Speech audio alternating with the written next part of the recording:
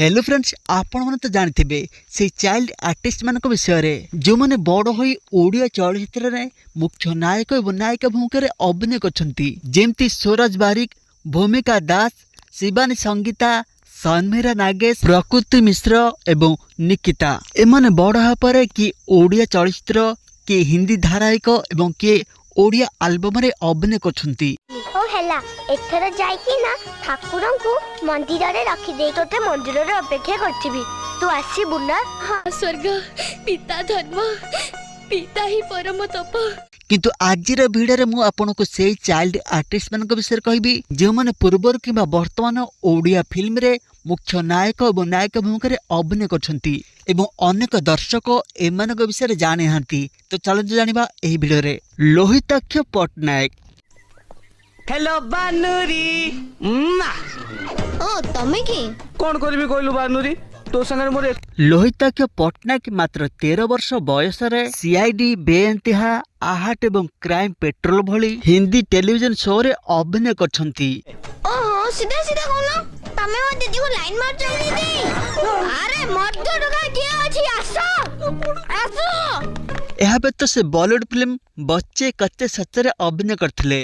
लोहिताक्ष ओडिया चलचित्र dream girl, मु कोन एते खराब, दीवाना, इडियट एवं प्रेम रोग भली अनेक सिनेमा रे चाइल्ड आर्टिस्ट भावे अभिनय करछंती। वर्तमान लोहिताक्ष बड़ हो गलानी एवं से ओडिया चलचित्र लड़ाई रे मुख्य नायक भूमिका रे अभिनय करछंती।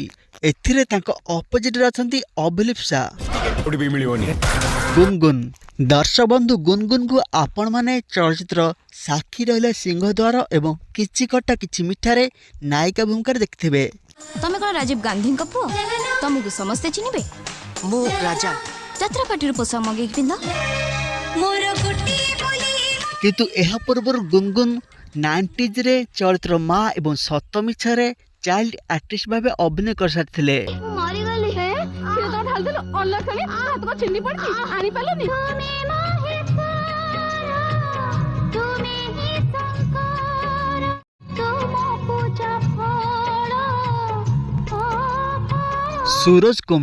सूरज कुमार को आपण माने चलचित्र जसोदा, लाड साहेब एवं मन रहगला तुमर ठारे देखथिबे। मधु को मु भल पाइथिली बोली ता संसार मु भांगी दउ बसतिली एक कथा सत्य। किंतु एहा पूर्वरु सूरज कुमार चलचित्र नागभास, जाहाको रखिबे अनंत, दंडा बालुंगा, पक्का कमल, पोत छता भली अनेक सिनेमा रे शिशु कलाकार भावे अभिनय करथिले। तापरे कोन तो ला ला ला ला ला रूपान नीलो तू तो आमगा बड्ड दाना चिनिलो। के जाने मु तो किछि बुझी पाइले व्हील कोन दस्त तो खाली एतिके बुझिली अपा बागर कोनस मते बन न कले सबु गड़बड़ी जु। सूरज कुमार शेषोत्तर पाई चलचित्र ए जुगर कृष्ण सुदामा रे वर्षा प्रियदर्शन को अपोजिट रे अभिनय करथिले। अनु चौधरी रचना बानर्जी के परे अनु चौधरी सीधा महापात्र सहित अनेक गोटे सुपर फिल्म रे अभिनय करछंती।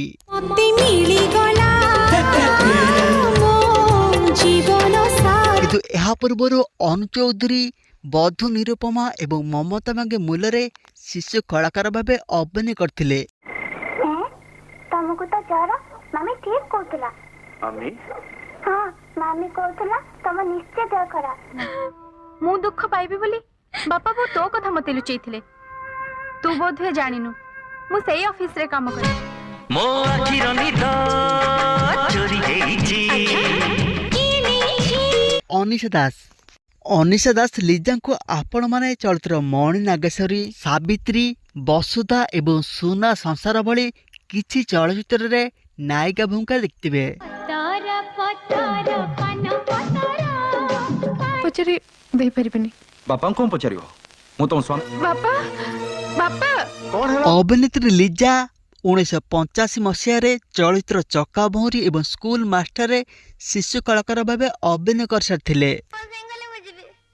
अरे जिम्मी पूरा ठाकुर पाखु चले गलानी ठाकुर का पाखु। एहा व्यतीत चलचित्र प्रतिशोध अपराध नुहरे से टिके बड़ होई मध्य अभिनय करथिले। मते मारनी मौसी मु चोरी करिनी काले ତ କିଛି ଖାଇନି ବହୁତ ଜୋରେ ଭୋକ କରୁଛି ବର୍ଷା ପ୍ରିୟଦର୍ଶିନୀ ଦର୍ଶକ ବନ୍ଧୁ ବର୍ଷା ପ୍ରିୟଦର୍ଶିନୀଙ୍କୁ ଆପଣ ମାନେ ହିରୋଇନ ଭୂମିକାରେ ଦେଖିଥିବେ, କିନ୍ତୁ ସେ 2000 ମସିହାରେ ଇଟିଭିରେ ପ୍ରସାରିତ ଧାରାବାହିକ ପଣତକାନିରେ ଅପରାଜିତା ମହାନ୍ତିଙ୍କ ଶିଶୁ କଳାକାର ଭାବେ ଅଭିନୟ କରିଥିଲେ। ଏହାର କିଛି ବର୍ଷ ପରେ ସେ ପୁଣି ଥରେ ଏହି ଧାରାବାହିକରେ ଅପରାଜିତା ମହାନ୍ତିଙ୍କ ଝିଅ ଭୂମିକାରେ ଅଭିନୟ କରିଥିଲେ। ଏହାପରେ ସେ ଧାରାବାହିକ ତୁଳସୀରେ ମଧ୍ୟ ଅଭିନୟ କରିଥିଲେ। ସାର୍ ନମସ୍କାର, ମୁଁ ଅନୁରାଧା ଶୁଭଦର୍ଶିନୀ। ସନ୍ଧ୍ୟା 7ଟା ବେଳୁ ଆପଣଙ୍କୁ ଏଇଠି ଅପେକ୍ଷା। ଏହାପରେ ସାବତମା ଏବଂ ଏ ଯୁଗର କୃଷ୍ଣ ସୁଦାମା ଫିଲ୍ମ କରିବା ପରେ ସେ ଟିଭି ସିରିଏଲ କରିବା ଛାଡ଼ି ଦେଇ ଫିଲ୍ମରେ ମୁଖ୍ୟ ନାୟିକା ଭୂମିକାରେ ଅଭିନୟ କଲେ। ଏହିଭଳି ଭାବେ ଆଉ ଜଣେ ଚାଇଲ୍ଡ ଆର୍ଟିଷ୍ଟ ହେଲେ ଅର୍ଚ୍ଚିତା ସାହୁ। ଅର୍ଚ୍ଚିତା ସାହୁ ଫିଲ୍ମ କରିବା ପୂର୍ବରୁ ଆପଣମାନେ ତାଙ୍କୁ କିଛି ଭଜନରେ ଦେଖିଥିବେ, କିନ୍ତୁ ଭଜନ କରିବା ପୂର୍ବରୁ ସେ 90sରେ ଡିଡି ଓଡ଼ିଆର ଅନେକ ଧାରାବାହିକରେ ଶିଶୁ କଳାକାର ଭାବେ ଅଭିନୟ କରିସାରିଥିଲେ। ବିଧାନ ମଉସା ଭିକାରୀକୁ ଚପଲ ଦଉଥିଲେ ତ ପ୍ରଭାନୀ ତାକୁ ଟିକେ ହସିଲା, ସେଥିପାଇଁ ମୁଁ ତାକୁ ଗୋଡ଼େଇଥିଲି। ଓ ମାଇ ଲଭ୍ ଫିଲ୍ମ ଜରିଆରେ ସେ ଓଡ଼ିଆ ଫିଲ୍ମକୁ ଆସିଲେ ଏବଂ ବର୍ତ୍ତମାନ ସେ ଆଗ ଧାଡ଼ିର ନାୟିକା ହୋଇଗଲେ। ମୁଁ ଚନ୍ଦନାଗରେ ମିର୍ଜା ବିନା କରିପାରିବିନି, ସେ କହୁଛି ମୁଁ ତା ସ୍ତ୍ରୀ।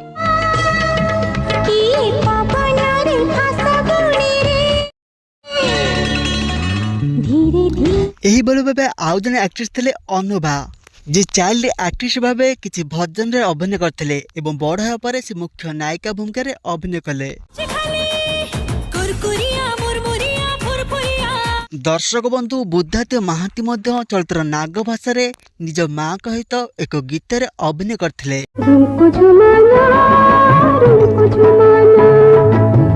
ବଡ଼ ହେବା ପରେ 2002ରେ ହିନ୍ଦୀ ଧାରାବାହିକ କୁମକୁମ ଏବଂ 2004ରେ ମେହେର ପ୍ରତିମା, 2006ରେ ଧାରାବାହିକ ସ୍ତ୍ରୀ ଏବଂ 2008ରେ ଧାରାବାହିକ ବାରିଶରେ ଅଭିନୟ କରିଥିଲେ। ଏହା ବ୍ୟତୀତ ସେ 14ରୁ 15ଟି ଓଡ଼ିଆ ସିନେମାରେ ମୁଖ୍ୟ ନାୟକ ଭୂମିକାରେ ଅଭିନୟ କରିଛନ୍ତି। ଅନିମେଷ ଘୋଷ ସମଥିଙ୍ଗ ଟୁ ଆରମ୍ଭ କରି ବିଜୁ ବାବୁ ପର୍ଯ୍ୟନ୍ତ ପାଖାପାଖି 28ଟି ସିନେମାରେ ଚାଇଲ୍ଡ ଆର୍ଟିଷ୍ଟ ଭାବେ ଅଭିନୟ କରିଥିଲେ।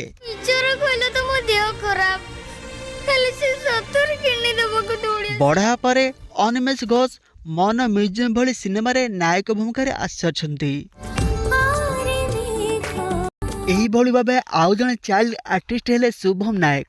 ଆପଣଙ୍କ ଭଳି ଲୋକଙ୍କର ବାୟୁ ଦୋଷରୁ ପେଟ ଗଣ୍ଡଗୋଳ ହେଲେ ଗଛ ପଛ ପଟକୁ ପାଇଖାନା ଯିବା ପାଇଁ ଶୁଭମ ନାୟକ ଚଳଚ୍ଚିତ୍ର ଗପଲି ସତରେ ଅନ୍ନ ମହାନ୍ତିଙ୍କ ଶିଶୁ କଳାକାର ଭାବେ ଅଭିନୟ କରିଥିଲେ। ବର୍ତ୍ତମାନ ବଡ଼ ହେବା ପରେ ଶୁଭମ ନାୟକ ଟିକେ ଟିକେ ଅଚିହ୍ନା ଏବଂ ଶମ୍ଭୁ ଭଳି ଫିଲ୍ମରେ ନାୟକ ଭୂମିକାରେ ଆସିସାରିଛନ୍ତି। ଏହିଭଳି ଭାବେ ପ୍ରଶାନ୍ତ ନନ୍ଦ ଏବଂ ଶ୍ରୀକାନ୍ତ ଗୌତମ ମଧ୍ୟ ଚାଇଲ୍ଡ ଆର୍ଟିଷ୍ଟ ଭାବେ ଓଡ଼ିଆ ଫିଲ୍ମକୁ ଆସିଥିଲେ ଏବଂ ପରେ ମୁଖ୍ୟ ନାୟକ ହୋଇଥିଲେ। ଦର୍ଶକ ବନ୍ଧୁ ଆଉ କିଛି ଚାଇଲ୍ଡ ଆର୍ଟିଷ୍ଟ ଏମିତି ଥିଲେ ଯେ ବଡ଼ ହେବା ପରେ ମୁଖ୍ୟ ନାୟକ ନୁହେଁ ସହନାୟକ ଭୂମିକାରେ ଅଭିନୟ କରିଛନ୍ତି ଏବଂ ସେହି ଚାଇଲ୍ଡ ଆର୍ଟିଷ୍ଟ ହେଲେ ଶକ୍ତି ବରାଳ ଏବଂ ସନ୍ଦୀପ। ଶକ୍ତି ବରାଳ ଚଳଚ୍ଚିତ୍ର ଭକ୍ତ ସାଲେବେଗରେ ଉତ୍ତମ ମହାନ୍ତିଙ୍କ ପିଲାବେଳର ଭୂମିକାରେ ଅଭିନୟ କରିଥିଲେ। ଆଖି ଓ କାନ ଅଲଗା ଜିନିଷ। ଆଖି ପ୍ରାକୃତିକ ସୌନ୍ଦର୍ଯ୍ୟ ଦେଖୁଥିଲା ଆଉ କାନ ଆପଣଙ୍କ କଥା ଶୁଣୁଥିଲା। ଏହା ବ୍ୟତୀତ ଶକ୍ତି ବରାଳ ଚଳଚ୍ଚିତ୍ର ଏଇ ଆମ ସଂସାରରେ ବିଜୟ ମହାନ୍ତିଙ୍କ ପିଲାବେଳର ଭୂମିକାରେ ଅଭିନୟ କରିଥିଲେ। ବଡ଼ ହେବା ପରେ ସେ କିଛି ଚଳଚ୍ଚିତ୍ର ଏବଂ ଟେଲିଭିଜନର ରିଆଲିଟି ଶୋରେ ଅଭିନୟ କରିଛନ୍ତି। ସେଥିପାଇଁ ଭାରତୀୟ ପିଙ୍ଗଳ କୋଡ୍ ଧାରା 309 ଅନୁଯାୟୀ ତାକୁ ଦଣ୍ଡିତ କରିବା ପାଇଁ ମୁଁ ମାନ୍ୟ। ସନ୍ଦୀପ ଚଳଚ୍ଚିତ୍ର ରକ୍ତ ସିନ୍ଦୁରରେ ରଚନା ମାଝୀଙ୍କ ପୁଅ ଭୂମିକାରେ ଅଭିନୟ କରିଥିଲେ। କବିତା କହନା, ଡରୁଛ କାହିଁକି? ମତେ ସବୁ କଥା କୁହ, ମୁଁ କାହାକୁ କିଛି କହିବି। ଏବଂ ବଡ଼ ହେବା ପରେ ଅନେକ ଧାରାବାହିକ ଆଲବମ୍ ଏବଂ ଚଳଚ୍ଚିତ୍ର ଘମାଘଟରେ ଅଭିନୟ କରିଛନ୍ତି।